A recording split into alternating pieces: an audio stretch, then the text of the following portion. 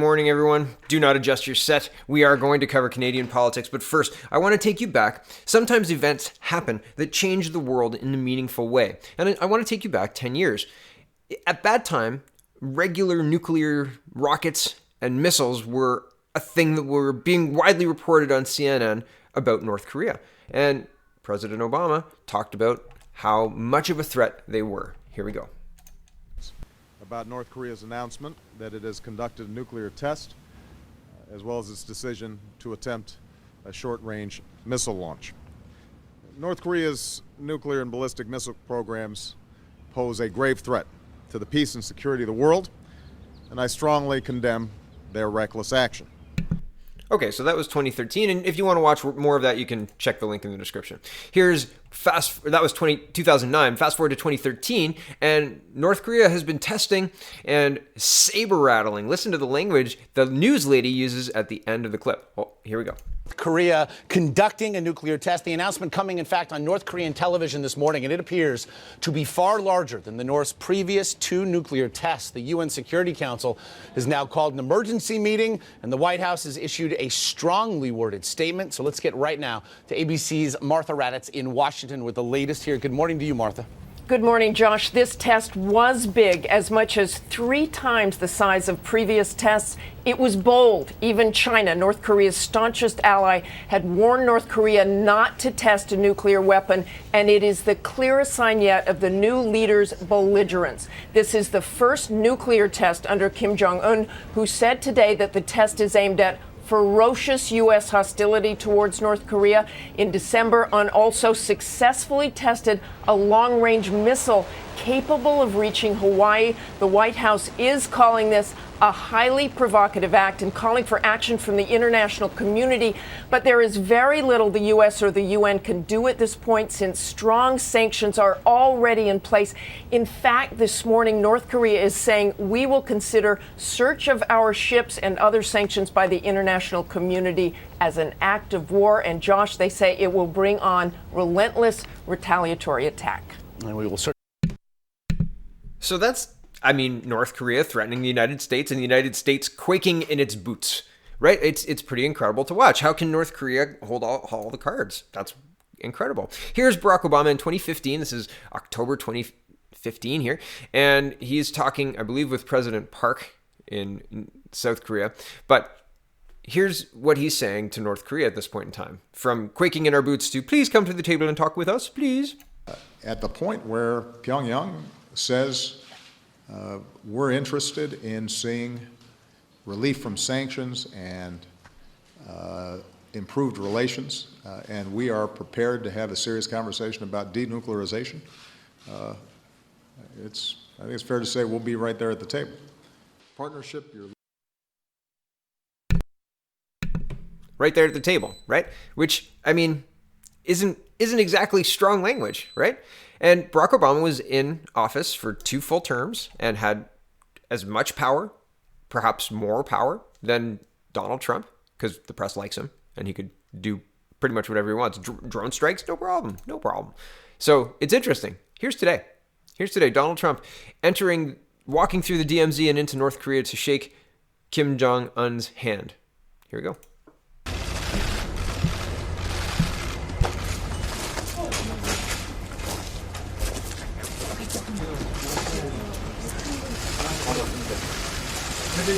Good to see you again.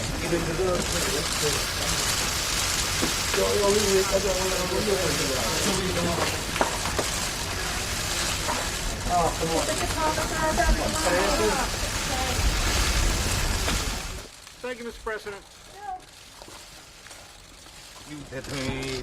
President Trump has just walked across the demarcation line that made him the first U.S. president to visit our country.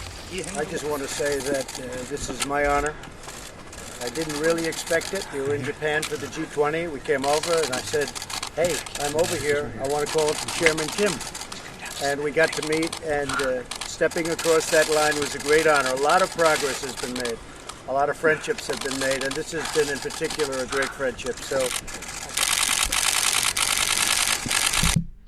pretty incredible, right? So a lot of progress has been made in 10 years, from the North Korea's nuclear program poses a grave threat to the world, to Donald Trump, the president of the United States, shaking Chairman Kim's hand on North Korean soil in friendship. Wow, that's a big change, right? Sometimes things happen in this world that drastically change it. And maybe it's the most unlikely person who brings about that change, right? Very interesting to watch. Things are changing. Things have been different. And whether you think that it's good or bad, well, 10 years ago, we had rockets flying and nuclear saber rattling all across the news and fear.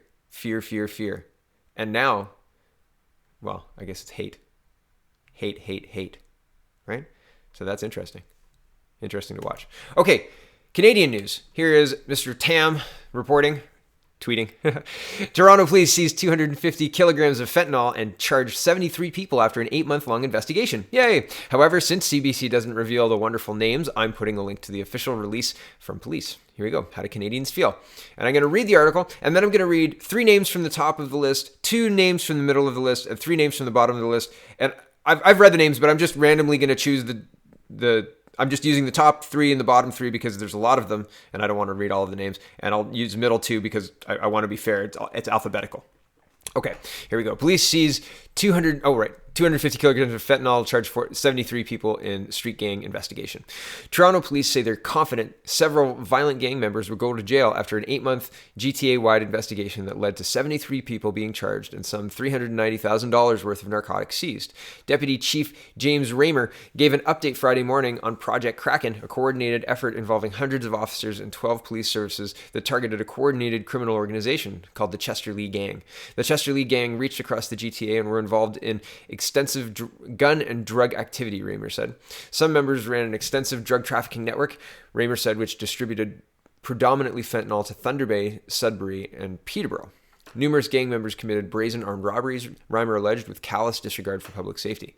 There were 2 alleged robberies where tow truck drivers smashed through jewelry stores, Raymer said, and guns were discharged.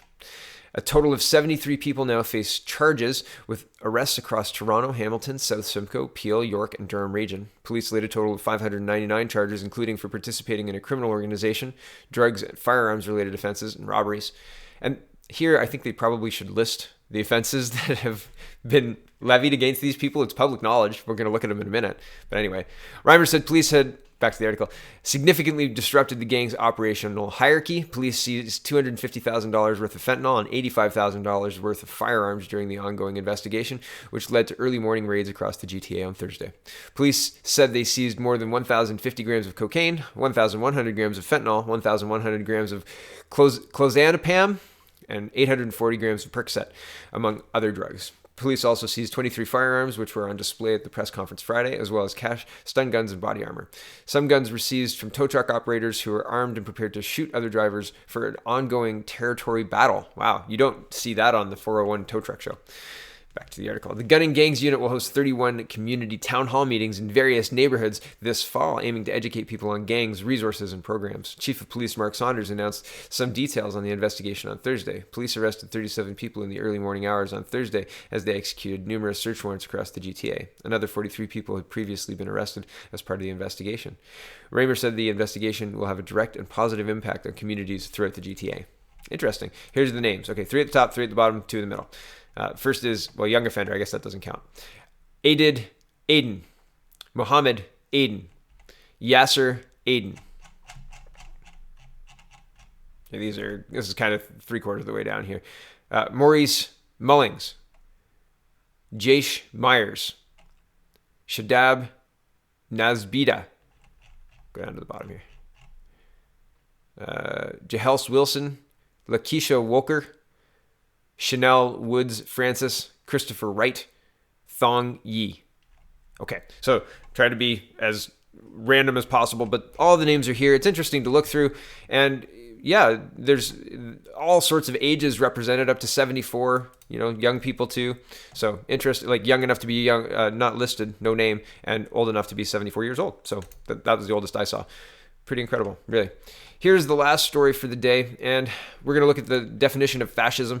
And it says fascism is a form of radical right-wing authoritarian ultranationalism characterized by dictatorial power, forcible suppression of opposition, and strong regimentation of society and of the economy, which came to prominence in the early 20th century.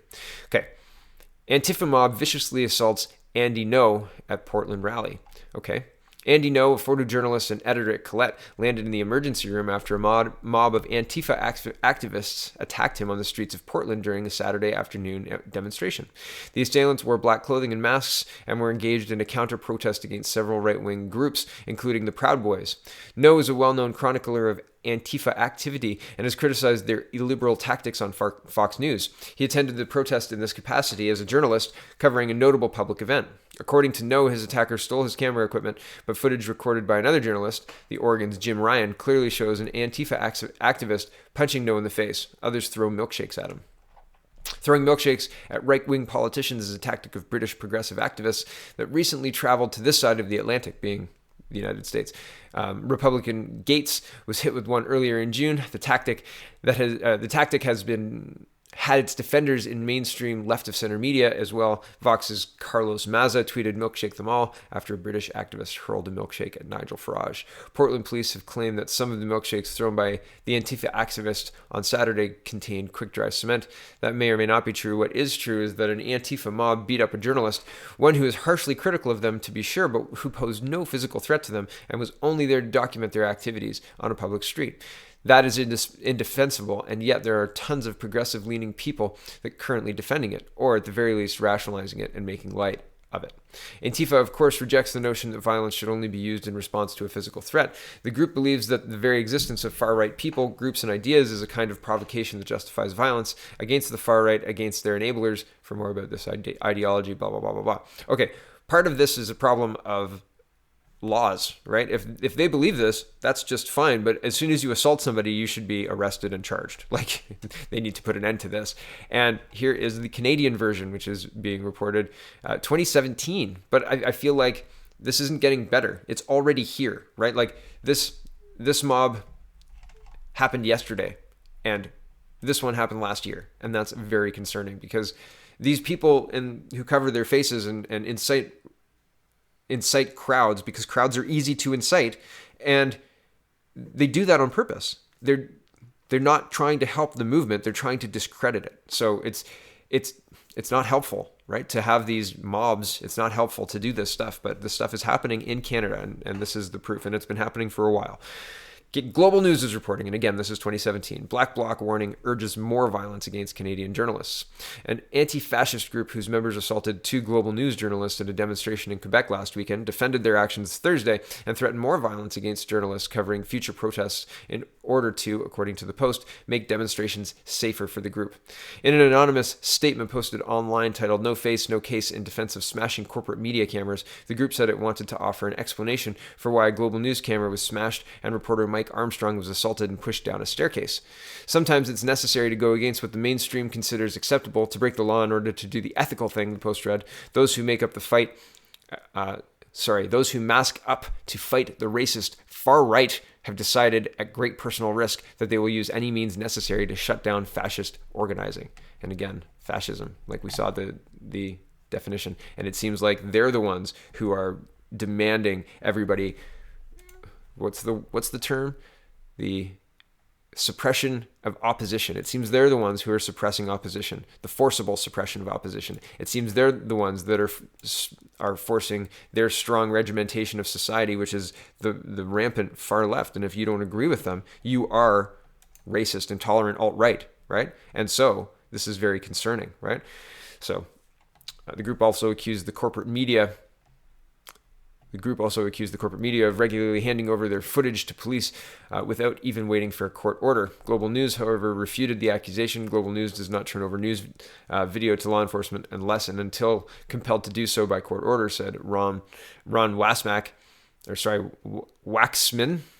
Vice President of Digital and Editorial Standard and Practices for Global News and Chorus Radio. We have lawfully registered and appealed such orders when they appear too broad or amount to fishing expeditions. Our journalistic ethics demand we protect sources to the best of our ability so they will trust and continue to provide information on important matters of public interest. Violence broke out during protests in Quebec City on Sunday when counter-protesters arrived to oppose the far-right group Le Meute, which planned to protest the government's handling of asylum seekers. Members of Le Meute waited inside a parking garage behind the National Assembly while counter-protest organized by members of the anti-fascist movement formed outside.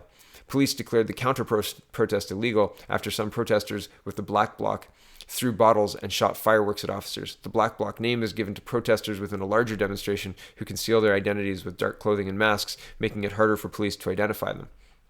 Global News national reporter Mike Armstrong, photojournalist Jean-Vincent Vervy, sorry if I've got that wrong, video journalist Dan Spector were covering the clashes between police and protesters when someone assaulted Armstrong and smashed Vervy's camera. We were disgusted and outraged by today's unprovoked attack on the Global News crew covering the demonstrations in Quebec City.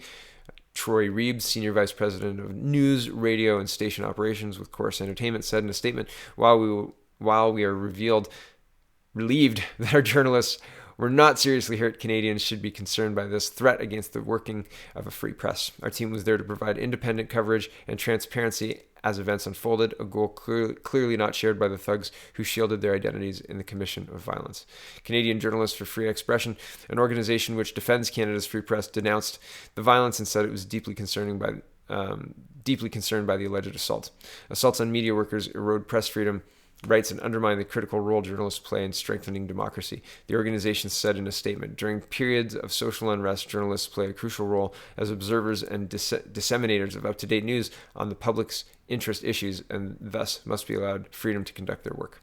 And so it's interesting, again, the more you push, the more the left pushes back and says you must conform or we will milkshake you or we will do worse, right? Not just a milkshake anymore, it is cement-laced milkshake. So very concerning to watch. Very concerning that it's been in Canada for so long because I didn't realize that it had been in Canada for so long. So thanks for watching, everybody. Have a wonderful, wonderful weekend. And Canada Day is tomorrow. Yay. Exciting. All right. Check out the People's Party of Canada.ca and have a wonderful, wonderful day.